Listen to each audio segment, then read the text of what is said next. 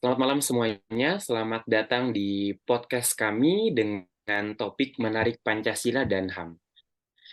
Membongkar tantangan dunia industri, dalam episode ini kita akan membahas bagaimana Pancasila dan HAM berperan dalam mengatasi tantangan di dunia industri. Mari kita dengarkan pendapat dari narasumber kami yang berkompeten di bidangnya. Untuk pertanyaan pertama, saya akan mengarahkan pertanyaan ini kepada ahli hukum.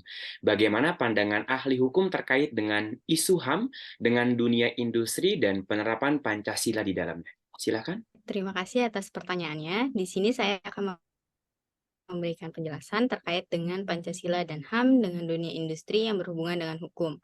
Terkait dengan isu HAM dan dunia industri, HAM sangat relevan dalam dunia industri karena melibatkan hak-hak dasar karyawan, seperti hak untuk mendapatkan upah yang layak, hak untuk bekerja dalam kondisi yang aman dan sehat dalam industri. Hal ini tercermin dalam upah minimum keamanan dan keselamatan kerja, serta pemberdayaan karyawan melalui pelatihan dan pengembangan keterampilan. Selain itu, nilai Pancasila sebagai dasar negara Indonesia juga menegaskan pentingnya keadilan sosial bagi seluruh rakyat Indonesia. Hal ini berarti bahwa dalam dunia industri, setiap karyawan itu diberlakukan yang adil dan setara tanpa membedakan suku, ras, dan agama.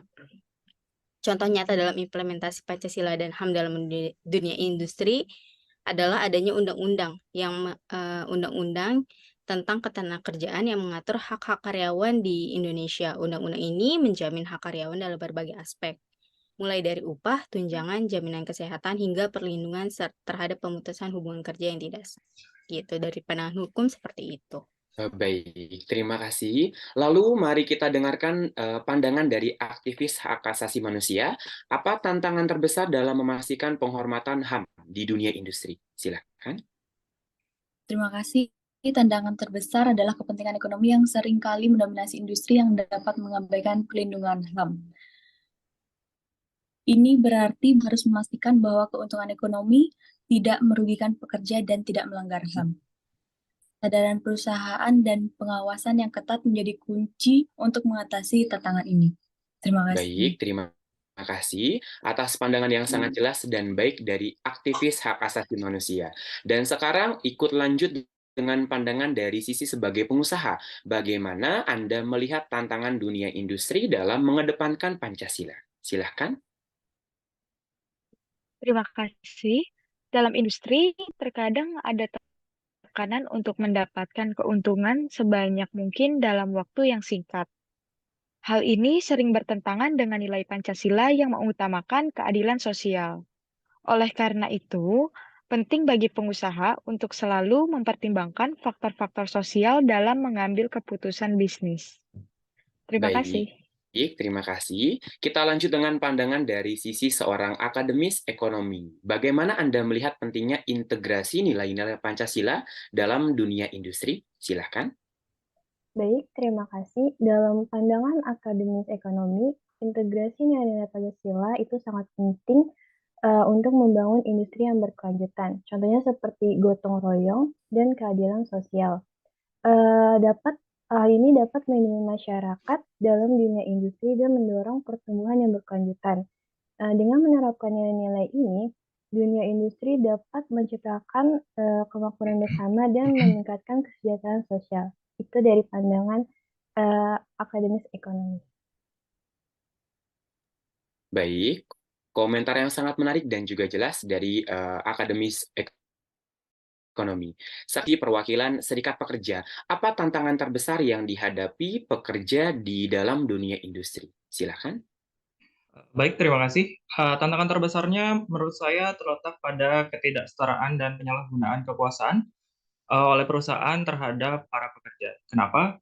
Karena penting bagi pekerja untuk memiliki hak-hak yang dijamin oleh HAM, seperti keadilan dalam pembayaran upah, kondisi kerja yang layak, dan perlindungan dari diskriminasi, serta keterlibatan serikat pekerja dalam menjaga dan memperjuangkan hak-hak.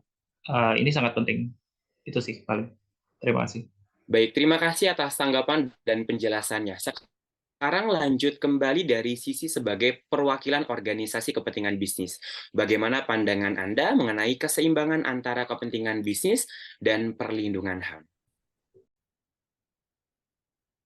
Kedua aspek ini sangat penting dalam dunia bisnis. Bisnis yang bertanggung jawab harus mempertimbangkan dampak sosial, lingkungan, dan HAM. Perlindungan HAM tidak boleh dikorbankan demi keuntungan bisnis mata.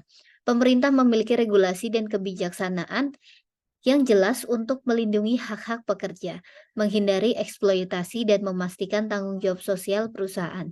Pelatihan dan kesadaran akan HAM juga penting agar bisnis dapat mengintegrasikan nilai-nilai dalam prakteknya. Dengan demikian, kita dapat mewujudkan bisnis yang berkelanjutan, adil, menghormati hak asasi manusia bagi semua pihak yang terlibat.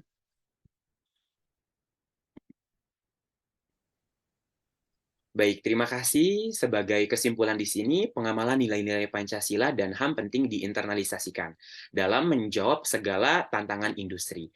Hal tersebut dapat memberikan dampak yang sangat positif, seperti kejelasan hukum, pekerja yang adil, memperkuat daya saing, keuntungan keuangan, dan bahkan menciptakan lingkungan kerja yang sehat.